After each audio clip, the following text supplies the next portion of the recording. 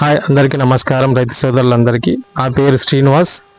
నేను అంకుర్ సీడ్స్ కంపెనీలో జాబ్ చేస్తున్నాను. నన్ను ప్రోడక్ట్ ప్రమోటర్గా నన్ను పిలుస్తారు.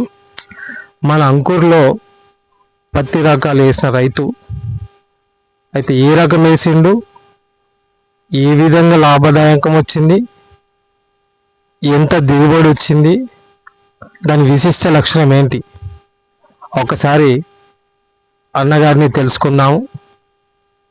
తను చెప్పిన ఏదైతే దిగుబడి వచ్చిన కారకాలు ఉన్నాయో మిగతా రైతు సోదరులందరికీ ఉపయోగపడతాయి. ఒక్కసారి అన్నని తెలుసుకుందాం. హాయ్ అన్నగారు, నమస్తే. మీ పేరు? గంధం నరేష్. గంధం నరేష్. మీ గ్రామము? మూడపల్లి మండలము? మండలం, జిల్లా రాజన్న సిరిసిల్ల. అయితే గత సంవత్సరం మీరు అంకుర్లో ఏదో కొత్త రకం వేసినారు. అది ఏ విధంగా ఉంది, ఎలా ఉంది? అయితే 2023లో మారం ఇక్కడే మా విలేజ్, మీ విలేజ్లో, మూడపల్లి విలేజ్లో అయితే మారం వెంకటి అనే అతనికి రైతుకి డెమో కింద అంకుర్ 888 ఇచ్చాము. ఇస్తే ఆయన మేము అది చూడడానికి పోయినాం. పత్తి రైతు ప్రదక్షిణ క్షేత్రానికి వెళ్ళినారు. ఓకే. చూడడానికి అయితే అక్కడ చూసినాం అందరం. ఒక మేము నాకు రైతులందరూ అందరి మేము కూడా పోయినాం, మేము చూసినాం. ఇంట్రెస్ట్ అనిపించింది. అంటే ఇట్లా ఏ విధంగా అక్కడ అంటే అక్కడ కాయ అయినా పూత అయినా మంచిగా చెట్టు నిండా ఉన్నది. ఓకే. చూస్తే ఏదో ఇది మంచిగా ఉన్నది, పత్తి ఇదేంటి ఇంతగానం ఉందా అని చెప్పి ఫస్ట్ చూసినాం. చూసినాక ఇక అడిగినాం, బయట వాళ్ళు ఉంటారు కదా, వాళ్ళను ఎట్లున్నది, ఇది మంచిదేనా అని అంటే మంచిగానే ఉంటది అని చెప్పారు. చెప్తే ఇక నేను ఇక ఇప్పుడు 24, 25 ఇప్పుడు నేను పెట్టుకున్నా ఒక ఎకరం. ఒక ఎకరంలో పెట్టుకున్నా. నేను తీసుకొచ్చి సరే ఎట్లుంటది చూద్దాం ఈసారి అని చెప్పి ఇప్పుడు నేను అంటే సపోజ్ ఒక 5 ఎకరాలు పెట్టుకున్నా. దాంట్లో ఎకరంలో ఇది ఎట్లా ఉంటది అది కంపల్సరీ టెస్టింగ్ చేశారు. ఒక ఎకరం పెట్టుకున్నా.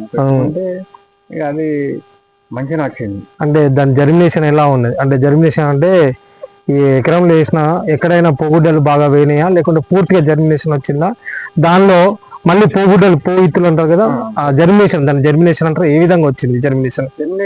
అంటే బాగా ఏం పోలేవు. ఓకే. బాగా ఏం పోలేవు, మంచిగా మొలకలు కూడా మంచిగా వచ్చింది. ఓకే, జర్మినేషన్ బాగా వచ్చింది. చెట్టు కూడా మంచిగా చిన్నప్పటి నుంచి మంచిగా ఉన్నది. ఓకే, హెల్తీగా ఉంది. మంచిగా ఉన్నది.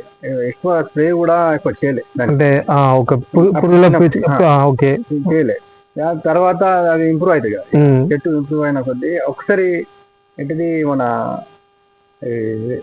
పురుగు అని చెప్పి రసం పీల్చే పురుగులకు అని చెప్పి ఒక 2 times నేను స్ప్రే చేశాను. ఓకే.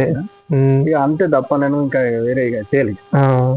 ఈ చెట్టుకు కాత ఎంత, కాత పూత ఎన్ని గ్రాముల వరకు ఉంటది? కాత కింద నుంచి మినిమం 5 grams లేదా 6 grams. 6 grams, 6 grams. ఓకే. ఈ పత్తి అయినా కానీ మంచిగా ఎంత ఉంటది. పత్తి అయినా కానీ చూడడానికి మంచిగా బుగ్గ పెద్దగా ఉన్నది. మళ్ళీ ఇంకొకటి ఏంటంటే ఈ ఏరడానికి ఇప్పుడు కష్టం.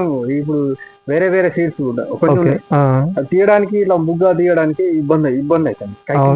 కైకిలు ఎక్కువ అంటే ఇదే కైకిలు అంటే కూలీల ఖర్చు ఎక్కువ అవుతుంది.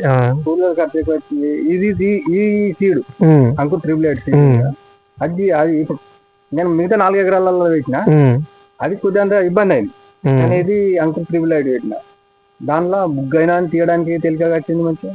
మరి నాకు కైకిళ్ళు కూలీల దీని వల్ల అదనంగా ఒక 2 తక్కువ అవుతారు. కూలీల సంఖ్య తగ్గట్ల ఒక 1000 రూపాయలు అక్కడ మీకు అదనం తగ్గించినట్టు. ఓకే, సంతోషం. ఈ సీడ్ అయినా ఇట్లా ఈ కూలీల సంఖ్య తగ్గడం అయినా కానీ నాకు అదనంగా ఇంకా మంచిగా ఉన్నది. ఓకే. ఇదైతే అంకుర్ సీడ్ మంచిగా ఉంది. ఏమైనా పురుగు వచ్చిందా? అంటే కాయ తొలిచి పురుగు కానీ ఏమన్నా అదేం రాలేదు. అయితే మీకు ఆ ఎకరంలో ఎంత దిగుబడి వచ్చింది? ఎకరంలో అంటే నేను కైకిళ్ళు పెట్టి అంటే గుత్త గేర్పించాను నేను. ఓకే, మొదటి నుంచి మీరు కాన్సన్ట్రేషన్ పెట్టారు కాబట్టి అంటే చూడాలి మరి అంకుర్ 888 ఎలా ఉంది చెప్పి నేను చూడాలనుకున్నా. దాని మీద కాన్సన్ట్రేషన్ చేసి మరి ఇదే ఇట్లనే ఏర్పించి గుత్తకి ఏర్పించి గుత్తకి ఏర్పిస్తే అది 17 కిలోల చొప్పున కిలోల చొప్పున సంథింగ్ ఏర్పించారు. కిలోల చొప్పున ఏర్పించిన కిలోల చొప్పున ఏర్పించి 20 కిలోలు వచ్చింది ఖచ్చితమైన దిగుబడి. అంటే మీరు ఖచ్చితమైన దిగుబడి చెప్తున్నారు. ఈ 17 క్వింటాలు 20 వచ్చింది. కానీ మీరు అంటే వర్షాధారంతో పండించారా లేక ఏమన్నా నీటి వసతి ఏమన్నా మీకు నీళ్ళ సౌలత్ ఉందా? నీళ్ళ సౌలత్ లేదు. రాగడే అచ్చం రాగడి కానీ నీళ్ళ సౌలత్ లేదు. ఇంకా నీళ్ళ సౌలతులు ఉంటే ఇంకా నేను ఒక్క తడి అయినా కానీ ఇచ్చిండే అదనంగా నాకు ఒక 2 క్వింటాలు ఖచ్చితంగా ఎక్కువ వచ్చింది. 2-3 క్వింటాలు ఖచ్చితంగా వచ్చేది. ఓకే, అంత మంచిగా అంటే అంకుర్ 888 అనే రకము చాలా బాగుంది. రైతుకు లాభదాయకము. పిచికారుల సంఖ్య తగ్గింది, కూలీల సంఖ్య తగ్గింది దీని వల్ల. అవునవునవును, దీని వల్ల మళ్ళీ ఆ పత్తి క్వాలిటీ అంటే మీకు ఏ క్వాలిటీ కింద పోయిందా, బి గ్రేడ్ కింద పోయిందా? అంటే మంచి తెల్ల పత్తి రకం అనేది ఒక ధర ఉంటది, లేకుంటే ఆ పత్తి ఏ గ్రేడ్ బి గ్రేడ్ అంటే మీకున్న ఇప్పుడు ఆ 888 రకము ఏ గ్రేడ్ లో పోయింది, ఏ గ్రేడ్ పోయింది? ముగ్గ చూస్తేనే అది ఇంప్రెస్. ఓకే ఓకే, సంతోషం. ఈసారి నేను ఒక 1 ఎకరంలో పెట్టినా కదా, సో నేను ఎక్కువ పెట్టుకుంటా.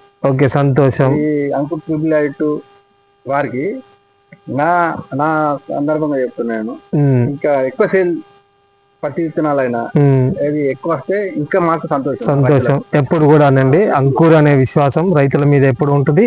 నాణ్యమైన విత్తనాల కోసం అంకుర్ కంపెనీ ఎప్పుడు పాటుపడుతుంది. తప్పకుండా మీరు మిగతా రైతులందరికీ ఒక మెసేజ్ ఇవ్వండి. అంటే ఈ అంకుర్ అనే 888 వేసినావు కదా, ఒక 2 విషయాలలో వేసుకోవచ్చా, వేసుకోరాదా, ఏ విధంగా వేసుకుంటే లాభదాయకం, 2 విషయాలు చెప్పండి. వేసుకోవచ్చు, మిగతా రైతులందరూ తప్పకుండా వేసుకోవచ్చు. కంపల్సరీ వేసుకోవచ్చు.